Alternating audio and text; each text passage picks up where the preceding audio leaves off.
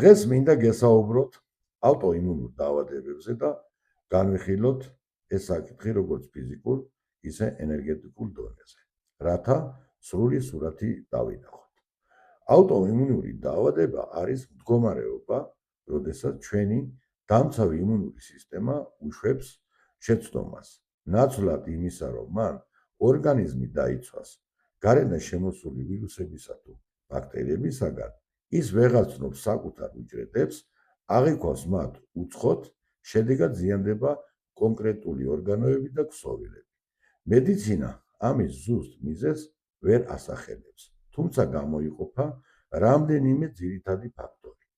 ეს არის გენეტიკური განწყობა, ნაწლავების ფუნქციის დარღვევა და გადატანილი მძიმე ინფექციები. და ყველაზე მთავარი, რაც არის ქრონიკული სტრესი. ახლა შევხედოთ, რა ხდება ამ დროს ასტრალურ, ანუ ენერგეტიკულ დონეზე. რადგან ნებისმიერი ფიზიკური გამოვლენა ჯერ სხეულში იწყება. ასტრალურ დონეზე ავტოიმუნური პროცესი არის შინაგანი კონფლიქტისა და თვით აგრესიის შედეგი. ენერგია, რომელიც ადამიანს ბუნებრივად ეძლევა, აქტივობისათვის, შემოქმედებისათვის ან საკუთარი საზღვრების დასაცავად, გარე სამყაროსკენ მიმართვის ნაცვლად, იბლოკება და ტრიალდება შიგნით საკუთარი თავისაკენ.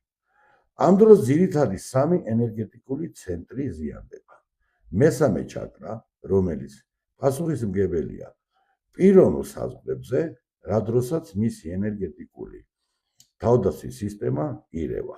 მეოთხე ჩაკრა, ამ დროსაც იწყება საკუთარი თავის მიუღებლობა, ღრმა, ქვეცნობიერი დანაშაულის გრძნობა ან გადაჭარბებული თვითკრიტიკა.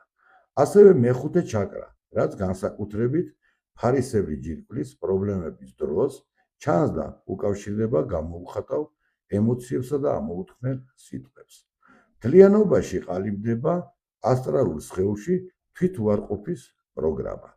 როცა ადამიანი უარს ამბობს საკუთარ თავზე, ფიქრობს, რომ არ არის საკმარისად კარგი, ან მუდმივად იმყოფება შინაგან სტრესში და ელის ყოველთვის ნეგატიურ მოვლენებს, მასში დაგროვილი ეს აგრესიული რესურსი რეალური გარე საფრთხის არსებობის გამო მიზანს სხეულის შიგნით პოულობს. როგორც პრაქტიკოსი გეტყვით, რომ მხოლოდ ფიზიკური სიმპტომების მკურნალობა საკმარისი არ არის იმისათვის, რომ იმუნურმა სისტემამ შეწყვიტოს დესტრუქციული ქცევა, აუცილებელია ასტრალურ დონეზე შინაგანი ქაოსის შეჩერება, ენერგეტიკული